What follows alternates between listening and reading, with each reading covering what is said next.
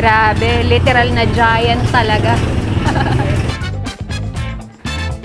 So, itong pansit batil patong nila, ito yung galing talagang Tuguegarao. Pag sinabi daw na pansit kabagan, which is ito, galing Isabela. Yung nagluluto, may-ari, mga Ilocano talaga. Ultimo yung ginagamit nilang pansit na panluto dito, galing pa talaga doon.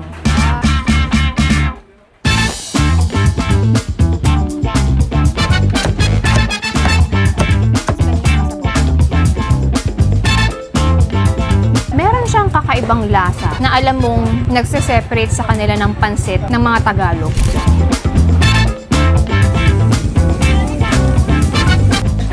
Super excited na akong matry ang mga ito, kaya naman ano pang hinaantay natin guys? Huwag na natin patagalin, i-try na natin!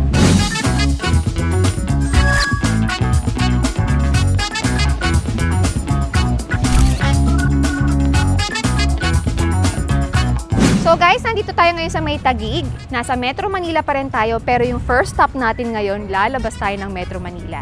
Mga authentic yung sinoserve nila dito, talagang yung may-ari at saka nagluluto, talagang dun sa lugar na yon. So excited na ako ipakita sa inyo itong first stop natin. Ang ganda ng vibe dito, probinsya feels talaga. Kaya tara, let's go, pakita ko sa inyo.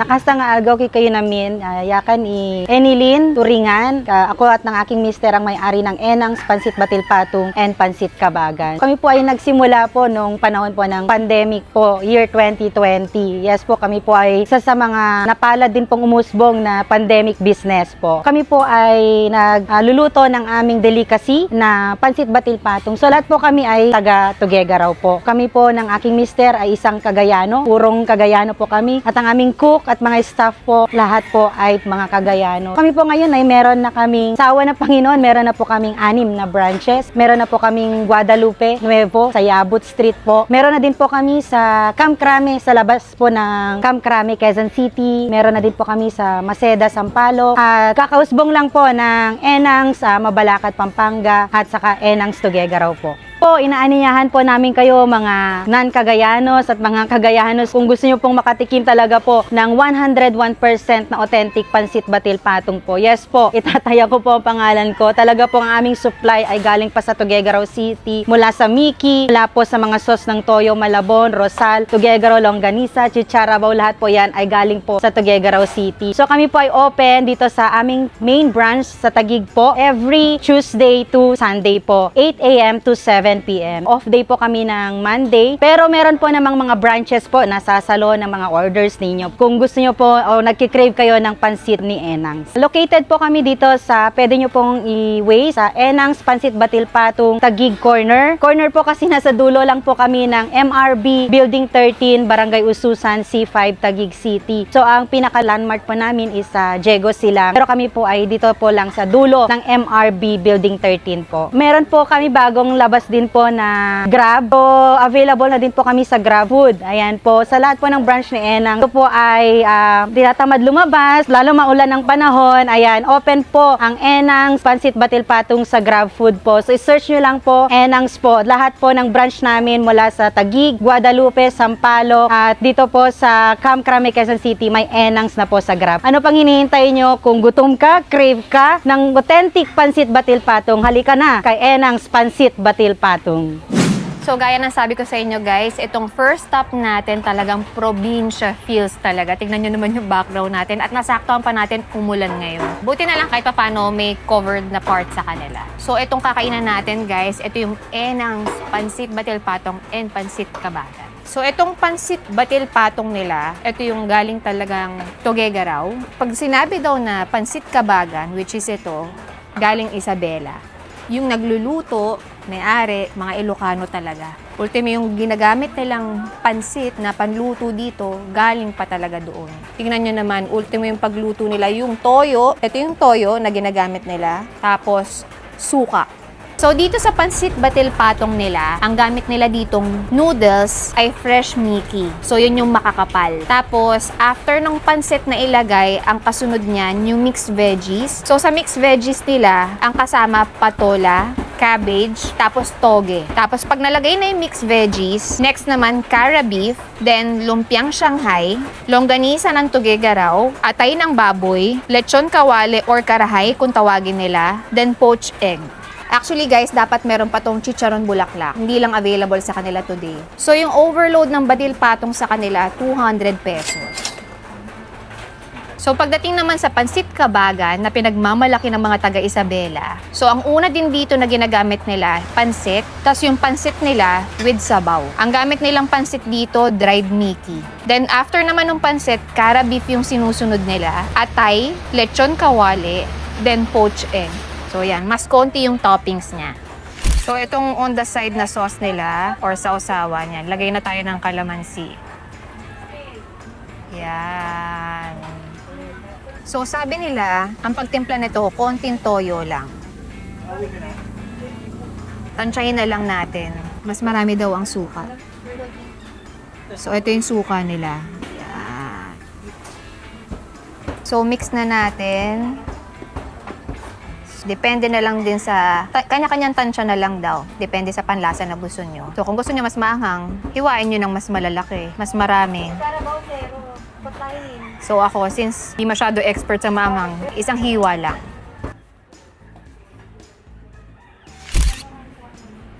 On the side muna natin yan. Excited ako dito sa pinaka pansit. So, dito tayo magsisimula sa kanilang pansit kabagan. So, yan. So, ang difference nila, ito, manipis yung pinaka-noodles nila. Ito na muna. Since nasip-sip niya na yung pinakasabaw niya talaga.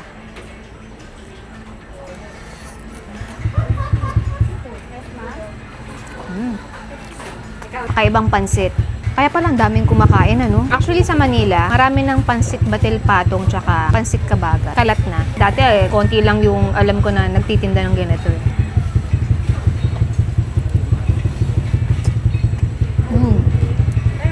Meron siyang kakaibang lasa na alam mong nagse-separate sa kanila ng pansit ng mga Tagalog. May kakaibang lasa siya. Hindi ko ma-explain kasi hindi naman ako expert, hindi ko alam, hindi ako nakakain talaga ng pinaka-legit na pansit kabagan sa Isabela. So, ayan, sabayan na natin itong pinakasabaw nila. Pinakuluan daw to sa buto-buto or buto ng kalabaw.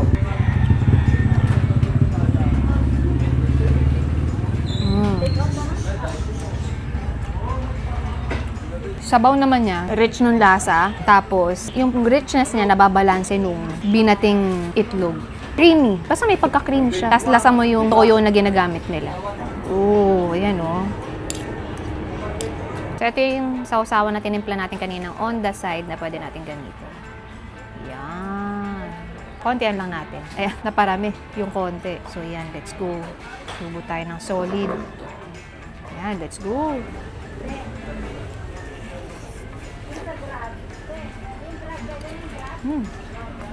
Kung kanina, strong yung lasa ng kalabaw, tsaka lasa mo yung pinaka-atay. Ngayon, nung nadagdagan ng suka, nag-level up pa yung lasa niya. So, kung gusto nyo, enough na para sa inyo yung savory na lasa, pwede ng as is. Pero kung gusto nyo madagdagan ng konting asin, dahil sa suka, may level up ng konti, or dagdagan nyo ng sili, kung gusto nyo nang may kasama pang anghang, pwede pa. Pero kung enough na sa inyo yung pinaka-lasang, yung pagkamiti lang niya, yung saktong-saktong alat, pwede kahit hindi nyo nalagyan ng anything, kasi malasa na rin siya. Naglalaban yung lasa nung kalabaw, yung pagkamiti niya, tsaka yung strong, yung taste nung pinaka-liver. Lasa mo every bite actually. Ayan, haluin ko. Sige. Ayan no. Kasi nasip-sip na lahat eh. Kasi kanina masabaw to, makikita nyo, di ba? Ngayon, nasip-sip na lahat. Nung karne, nung pinaka-noodles, nasip-sip na. So yan. Kuha pa tayo ng isang solid na subo. Yan. Lagyan ko ng konting egg. Yan, lagyan natin ng egg on top. Let's go.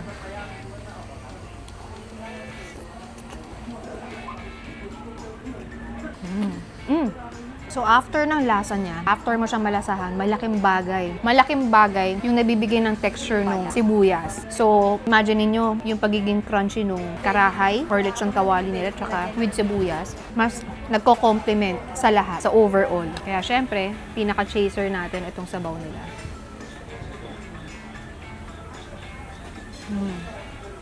So, itong in-order natin na overload na pansit kabagan, 200 to. Kasi meron silang tatlong klase or tatlong size na ino-offer. 150, 180 pesos, plus 200, which is ito. So, ngayon, move on na tayo dito sa pansit batil patong.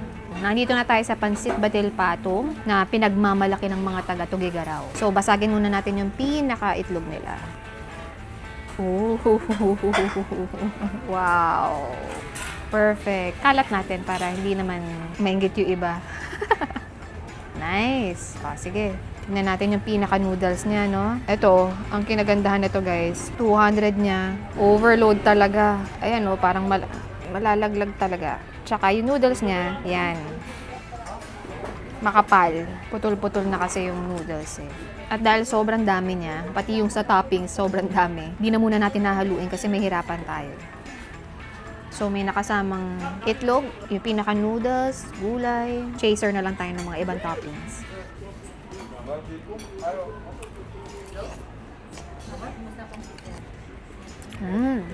Completely different sila ng atake. Magkaiba yung lasa nila ng pansit kabagan. Dito, strong yung lasa ng atay, yung lasa ng toge, tsaka of course yung cara beef. So, ngayon, yan, tikman natin yung longganisa ng Tugigaraw.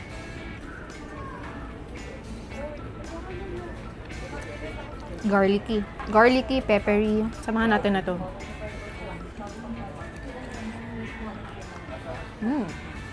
Completely different sila. So kung yung isa, yung kabagan kasi, to, pakita ko na rin ha. Labas ko na dito.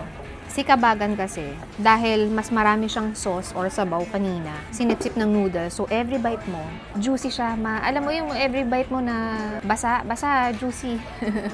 Kasi nga, marami siyang sabaw. Dito, dahil wala siyang sabaw, hindi siya as juicy nito. Tsaka strong yung atay nila dito. Ayan, ultimo yung atay, tsaka pinaka-cara beef. Dami rin nila nilalagay dito. Para sa 200, napakasulit.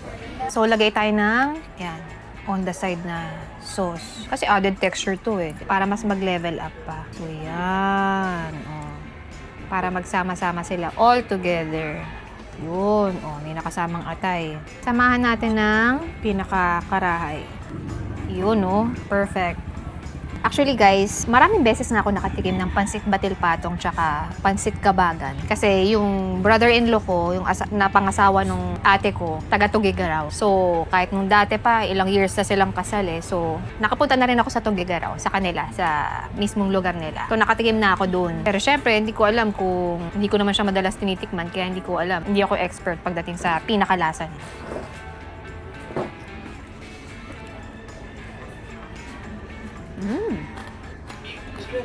Ibang-iba talaga. Pag nasasamahan nito, mas nagiging kompleto. Pero actually, okay na siya on its own. Parang may kulang lang. So, pag sinamahan mo nito, siguro pagka dinamihan pa natin yung anghang niya, nagle-level up pa. Siyempre, chaser lang pinakasabaw nila. Alam niyo ba, nakailang ganito na ako. Nagpa-refill na lang ako na to kanina eh. Sarap. Simple-simple yung lasa niya pero very comforting. Lalo na pag umuusok niyo pa, hinigo.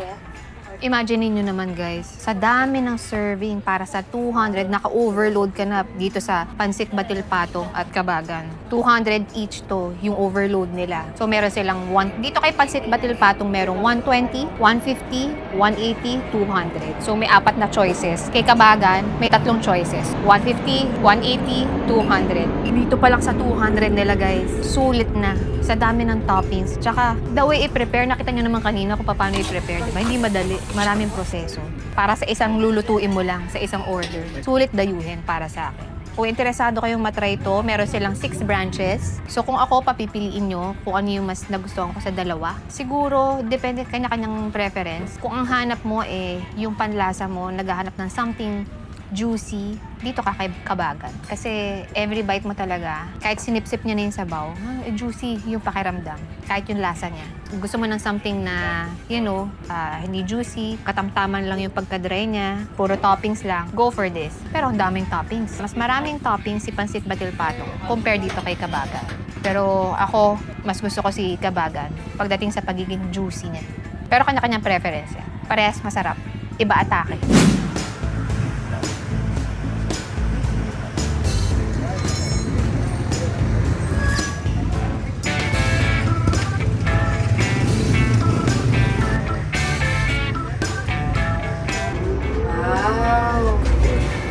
Kahit maliit lang yung pinaka-building niya.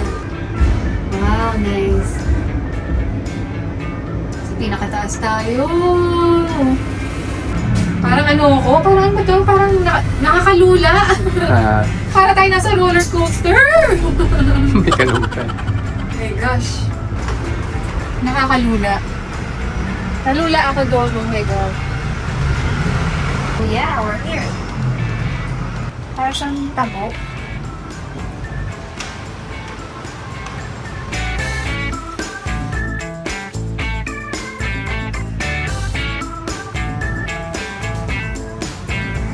So guys, nandito na tayo ngayon sa second stop natin. Meron tayong titikman dito na dito lang natin nakita sa pangalawang location dahil yung unang location na natry natin to sa Rizal pa. Dito tayo nakahanap sa Taguig. Ito yung The BC Bean. So ang ganda, may overlooking pa sila ng buong Taguig. Hindi ko alam buong Taguig, basta Taguig. So yan, ang ganda, diba? Meron doon kung gusto niyo air condition, meron sa loob dito, sa balcony area, pwede rin kayong kumain dito. Mas chill kasi, diba? Especially pag gabi na. Ganda ng view mo. So, pag habang kumakain ka, 'di ba? Oh, silip-silip ka lang. Hindi mo akalain may ganitong restaurant dito sa 5th floor, 'di ba? Ganda. Anong malay mo? Kasi kung titingnan mo yung neighborhood niya dito, residential eh. Good find. Perfect spot, pang muni-muni, pang date. Pag gusto mo, ayun nga, pag gusto mo mag-muni-muni, chill-chill ng gusto mo magsalok, may ka-date ka, or family, dahil sa'yo.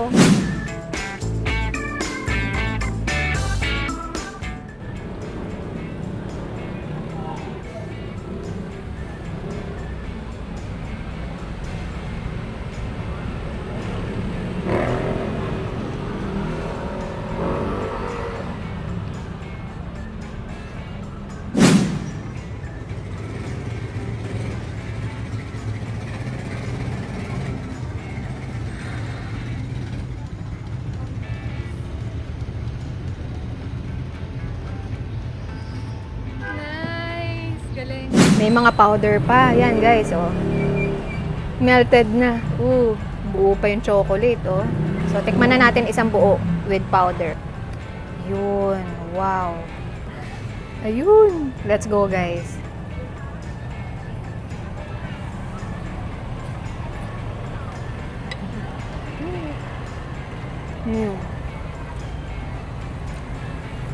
Wow. Wow, isa pa tayo. Yan, oh. Let's go.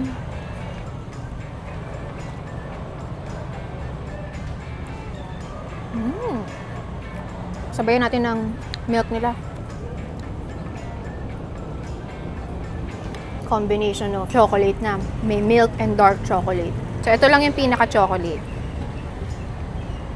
So, ayan, ito na yung nag-collapse na dome natin na champorado. So, chocolate, of course. Obviously, chocolate. So, dalawa pa lang. Itong pangalawang location pa lang yung alam ko or na-try ko na merong chocolate champorado dome. Kasi yung isa sa Rizal eh. So, comment down below na lang guys kung may mga ibang alam pa kayong location na pwedeng makatry ng dome na champorado. Para sa mga interesado. Eh, pwede ko rin puntahan kung kaya, di ba? So, try na natin to. So, dark chocolate daw to. Actually, combination na siya ng maraming tsokolate daw. Of course, malagkit. Ayan o, yung tsokolate o. Kita nyo? Tapos maraming milk. Haluin na natin ah. Wow, grabe the chocolate. Try na natin bago natin i-mix sa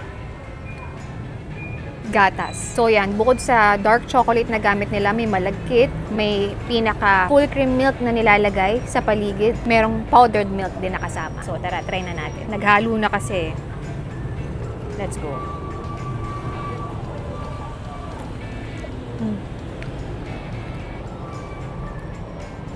Dark chocolate nga. So, yung pinaka-chocolate niya, actually mix na siya kasi milky na rin yung chocolate eh. Kasi minsan pag nakatry ka ng dark chocolate, talagang matapang, nandun yung pait. So, ito nandun na yung tamis niya, yung tapang ng pagkapait niya, na milky na rin. O siguro dahil kumalat na yung pinaka-full cream milk niya eh. Pero yung pinaka-chocolate niya, dahil sobrang dami, lasang-lasa mo yung pagka-dark chocolate niya na milky. So, mix na nga talaga. Tama yung sinabi ng staff.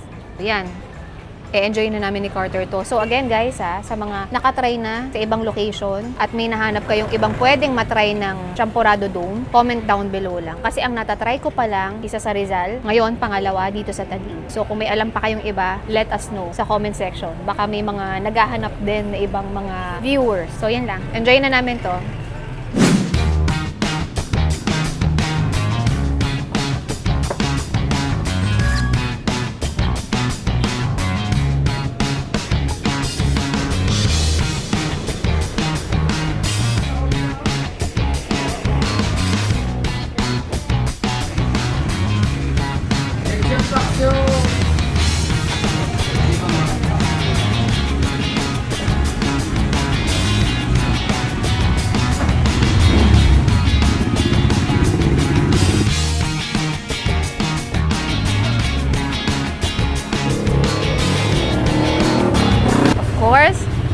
Grabe, literal na giant talaga.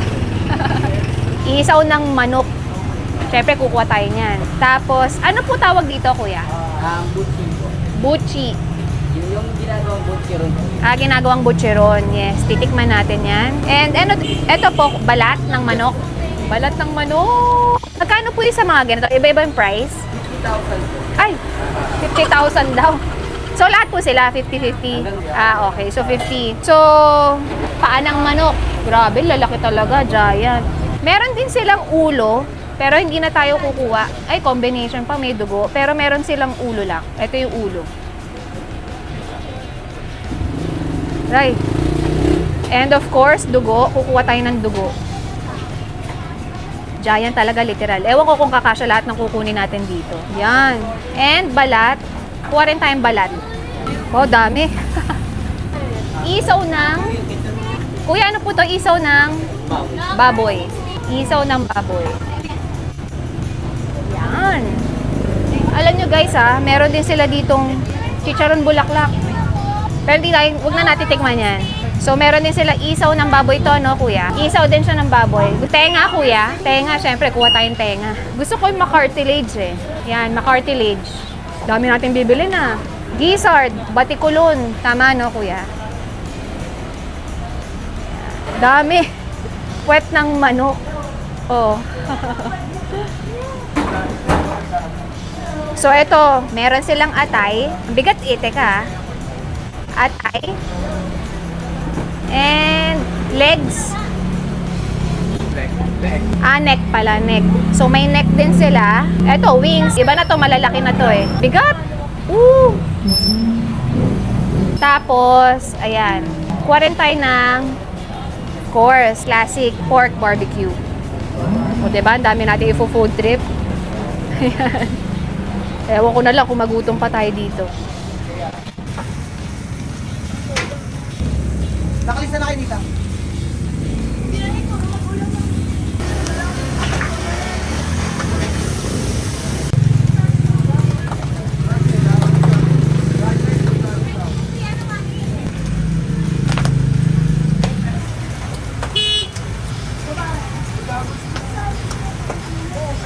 Ako nga po pala si Lauro Villasoto, ang owner ng Uruwas Grill. So, nag-start lang po siya from scratch. Nagsimula lang po ako sa 340 na puhunan. So, sa bangketa lang po kami nagtitinda, maliit na lamesa. So, kung ano po yung nakikita nyo na typical na barbecue na sa mga kanto-kanto, halos parang ganun lang din po nag-umpisa. Habang lumilipas po yung panahon, naisipan ko po siyang dagdagan ng mga ibang variety, mga ulam, mga kung ano-ano pong masagi sa isip ko na pwede ko pang idagdag na para mapaganda. So, yun, hanggang sa naging ganito na, nagkaroon na kami ng second floor. Marami na rin yung mga customer, marami na rin dahil nga nakita nila marami na rin silang items na pwedeng orderin. Yun, may mga online na rin po kami. So, yun po, dahil lang po sa idea na Giant Barbecue. So, yun, naging maganda naman po ang outcome ng resulta ng ng negosyo po. So, yung Giant Barbecue po, meron lang kasi ako nakita na stick sa isang department store. Nagulat din ako, nagtaka din ako dahil mayroon palang nag-i-exist na ganung kalalaking kahabang barbecue. Ako, nagtaka din talaga ako, hindi ko rin akalain na pwede ko pala siyang gamitin. So, bumili lang ako ng ilang peraso. Tinry ko, sabi ko sa asawa ko, baka what if gawin natin tong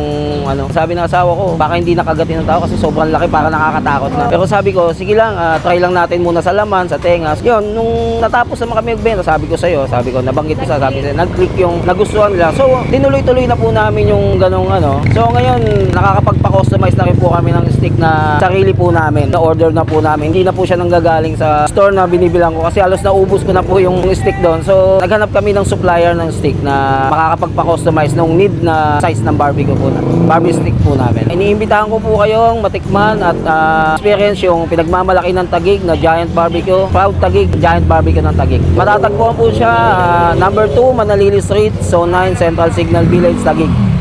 So guys, nandito na tayo sa last stop natin, pang third stop natin. Of course, hindi magiging perfect ang food trip natin or food crawl dito sa Taguig without this. Nagba-viral kahit dati pa. Ngayon lang natin napuntahan. Yung kanilang pinagmamalaki na giant, literal na giant, barbecue. Literal na malaki. Ang laki talaga. Kasi, 'di ba, normally sa ino-order mong typical na size na nagba-barbecue, kaya mo isang subo ito, hindi mo kaya isang subo to. Ang laki. So, ang isang order sa kanila dito ng Giant is 50 pesos. So, merong ibang price. Yun siguro yung mga wings na neck. Hindi naman tayo nag-order nun eh. So, itong mga in-order natin, puro 50 pesos. Start muna tayo dito sa pinaka pambansang inihaw. Of course, the isaw. Isaw ng manok. Siyempre, sasawsaw natin yan dito sa suka. May choices kayo dito sa suka nila kung gusto nyo ng toyo kalamansi. Pero syempre, pag sinabing ihaw, automatic yan, suka. Let's go.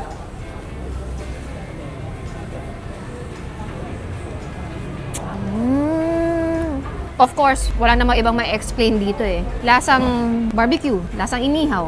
Yung classic na lasa na manamis-namis na parang may ketchup. Wala ka namang ibang ma-explain dito kasi same naman yung lasa niya. Ang nagustuhan ko sa kanya sa unang tikim pa lang kasi may mga ibang isaw na may pait. Eto, walang pait kasi siguro nalinis ng maigi. Hindi natin nasawsaw. Pwede kalimutan, may suka dapat. Yun, panalo. Asim, tamis, anghang. Kasi pag ito lang, okay naman siya kasi may tamis na siya, lasang barbecue. Pero kulang for me pag walang suka. So move on na tayo sa balat ng manok. Alam nyo, ito kasi paborito ko talaga to, mapa-fried, inihaw. Masarap ang balat ng manok. Lalo na pag inihaw kasi, syempre, mataba-taba pa siya.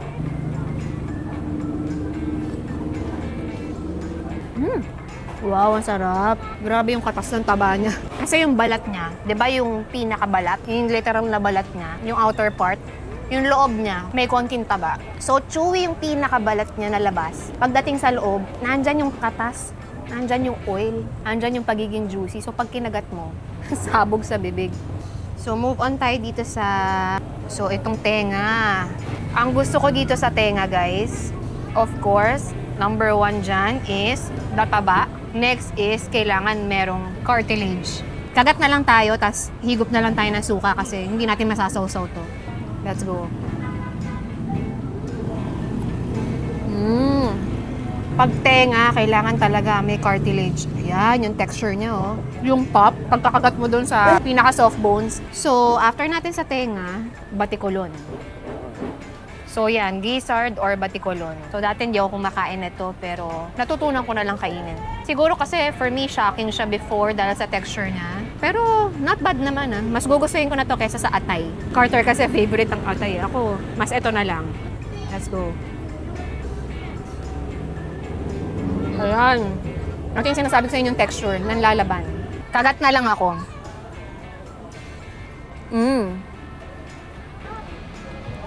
So, pag batikulon kasi, yung texture niya, ayan o, kung naririnig nyo lang, may tunog siya. Hindi siya crunchy. Hindi ko alam paano tawag doon. Basta may texture siya na hindi siya malambot. Basta mixed. May lambot kasi siya na pagka-chewy. Hindi crunchy yung tawag doon, di ba? Basta may texture siya eh.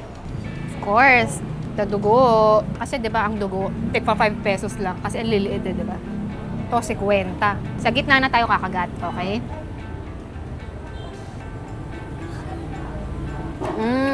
Alam mo yung timpla nito manamis-namis na siya sa loob, yung pinakakatas niya. So I guess, naluto na siya. Well, malamang naluto na siya bago pa ihawin. Kaya nag-form na siyang ganito. Kasi normally pag dugo, hindi naman ganyan eh. So natimplahan na siya. Ito, isaw ng baboy. Ito pwede natin sausaw kasi yan, abot naman siya. Let's go. Masarap. Sarap pa rin. Overall, lahat ng tinikman natin, syempre wala namang extraordinaryong lasa dito. Barbecue, inihaw, ganun pa rin yung lasa niya. Ang nagkakatalo lang dito kung yung pinakatimpla nila is, or yung pagkakalinis, kagaya nito, kung may pait. So, in fairness, walang pait sa mga isaw nila. Tsaka yung timpla nila masarap. Meron din tayo in-order na chicken feet. Inggit na si Carter. Don't worry, konting tikim na lang. Same din. Ang difference lang nito sa iba, syempre itong matrabaho. May mga buto kasi, di ba? So kung tinatamad ka, diretso kain, doon ka sa mga walang buto. Meron pa pala kami in-order on the side. So ito yung kanilang kansi with laman and of course bone marrow. On the side lang namin to para meron kaming hinihigop.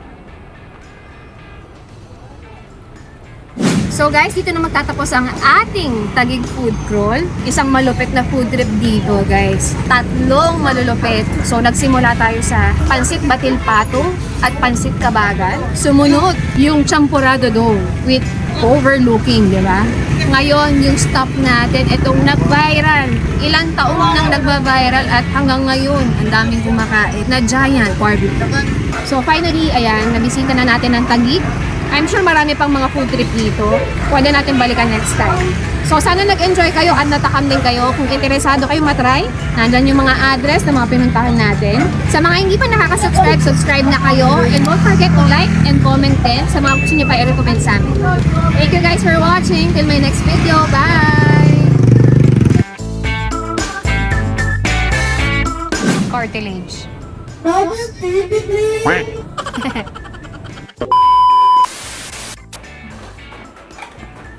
Init.